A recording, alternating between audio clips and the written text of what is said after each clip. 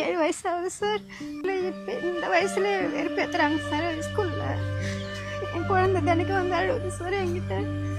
ஞாபகம் இருக்கா என்ன அந்த பிரசவ டைம்ல தலையை பிடிச்சி இழுக்குது போல அந்த ஷோல்டரை பிடிச்சி இழுத்தனால அந்த நரம்பு கட் ஆயிடுச்சா, அதனால பாப்பாவுக்கு வந்து இங்க இருந்து கை வர மாட்டேது. சார் என் பேர் சிவகாமி. என் குழந்தை பிறந்ததுலேருந்து இந்த மாதிரி தான் இருக்குது. டெலிவரி டைமில் தலையை பிடிச்சி இழுத்து பதிலாக ஷோல்டரை பிடிச்சி இழுத்துட்டாங்க. அதில் நரம்பு பாதிக்கப்பட்டுச்சுன்னு சொன்னாங்க. 3 மாதத்துலேருந்து ட்ரீட்மெண்ட் எடுத்து முயற்சி பண்ணேன், முடியல. முடிஞ்ச அளவுக்கு ஏதாவது முயற்சி பண்ணி என் குழந்தை கையை மட்டும் சரி பண்ணி கொடுத்துருங்க சார்.